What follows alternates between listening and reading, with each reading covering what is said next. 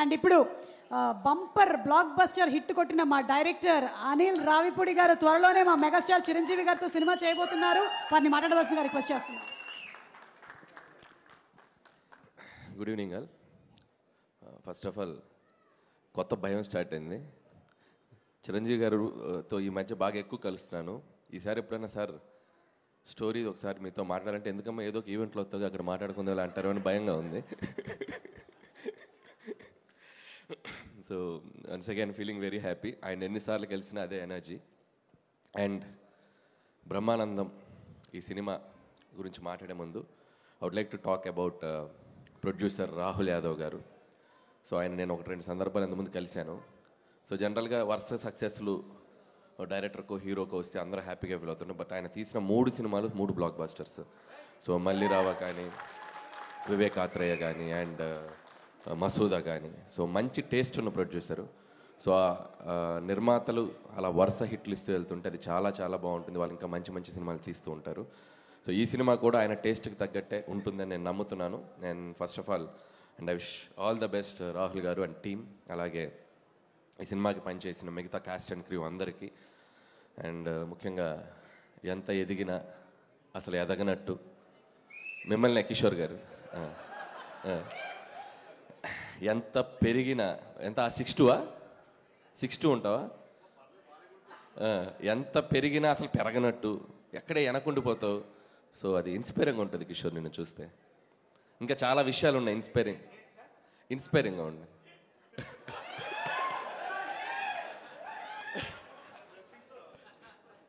Bless. ఇంకా వేరే inspirations మన తర్వాత మాట్లాడుకుందాం. సో అలాగే రఘుబాబు గారు అండ్ రాజీవ్ గారు, హూ ఎవర్, బెన్నీ మన సుధాకర్ గారు అబ్బాయి, ఈ సినిమాలో పనిచేసిన అందరికీ, అలాగే యాక్ట్రెస్ ప్రియా, ఐశ్వర్య అండ్ దివిజ, వాళ్ళందరికీ కూడా నా బెస్ట్ విషయం చెప్తున్నాను. అండ్ సినిమాకి పనిచేసిన మ్యూజిక్ డైరెక్టర్, కెమెరామెన్ అండ్ ముఖ్యంగా director Nikhil, first picture, debut picture. So తనకు కూడా ఒక డైరెక్టర్గా ఇండస్ట్రీలో మంచి పేరు రావాలి, బాగా నిలబడాలని కోరుకుంటున్నాను. అండ్ ఈ సినిమా హీరో రాజా గౌతమ్. అండ్ ఇంకో హీరో కాదుగా మీరు? కాదు కదా, మీ గురించి మాట్లాడదు.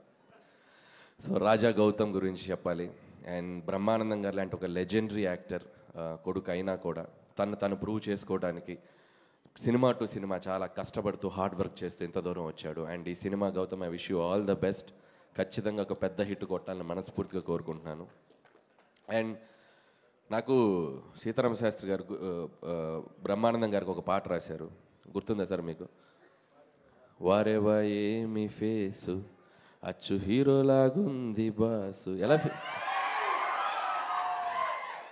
ఆ పాటలో చరణంలో ఒక లైన్ ఉంటుంది, చిరంజీవి అయినా పుడుతూనే మెగాస్టార్ అయిపోలేదయ్యా, తెగించే సత్తా చూపందే సడన్గా స్వర్గం రాదయ్యా. సో ఆ ఇన్స్పిరేషన్ అనేది నిజంగా రాజా గౌతంలో నాకు బాగా కనపడింది. సో డెఫినెట్గా ఈ సినిమా నిన్ను హీరోగా నిలబెట్టే సినిమా అవ్వాలి. అలాగే పొద్దున్న లెగిస్తే మనల్ని కొన్ని దశాబ్దాలుగా మనల్ని నవ్విస్తూ మనస్ఫూర్తిగా మనకు ఆనందిస్తున్న బ్రహ్మానందం గారు కొడుకు సినిమా సక్సెస్తో ఆయన మనస్ఫూర్తిగా ఆనందంగా ఉండాలని కోరుకుంటున్నాను నేను.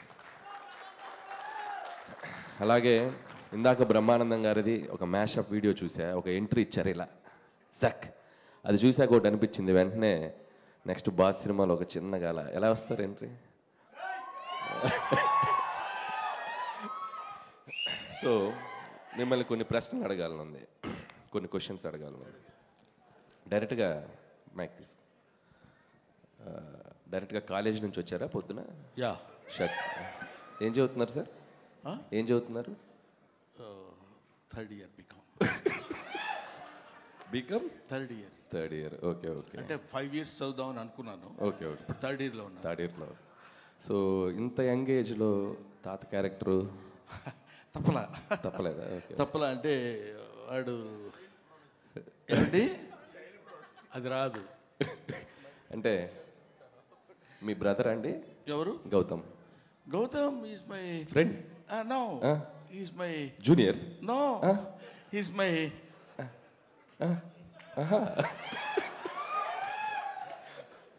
He's my bro. Yeah. So ఇంత తక్కువ వయసులో ఇంత బరువైన పాత్ర పోషించి వద్దు సార్ మీ సినిమాలో చైల్డ్ క్యారెక్టర్ ఏదన్నా ఉంటే ప్లీజ్. ఎందుకంటే మొన్న చైల్డ్ క్యారెక్టర్ ఒకటి ఇచ్చేసి ఎరక్కొట్టి చూపెట్టారు కదా, బుల్లిరాజు. అలాంటి child. Okay. Okay. So Brahmanandam గారు నిజంగా గిన్నీస్ బుక్ కాదు, బ్రహ్మీ బుక్ అని ఒకటి రాయాలి.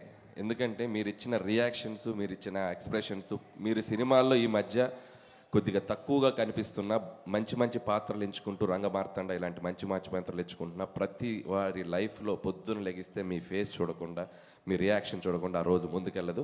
సో కాబట్టి బ్రహ్మీ బుక్ అని ఒకటి ప్రచురించి దాంట్లో మీ ఎక్స్ప్రెషన్ నెక్స్ట్ జనరేషన్కి ఇవ్వాలని నేను కోరుకుంటున్నాను. Thank you sir, thank you very much. So and ఈ సినిమా డెఫినెట్గా పెద్ద హిట్ అయ్యి బ్రహ్మానందం గారికి ఇంకా మనస్ఫూర్తిగా ఆయన ఇంకా బాగా హ్యాపీగా ఉండాలని మరొకసారి కోరుకుంటూ, సో టీం అందరికీ నా బెస్ట్ విషెస్ చెప్తున్నాను and wish you all the best. Thank you.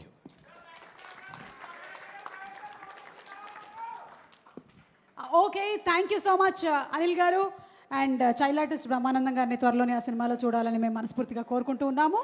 ఇక వెన్నెల కిషోర్ గారు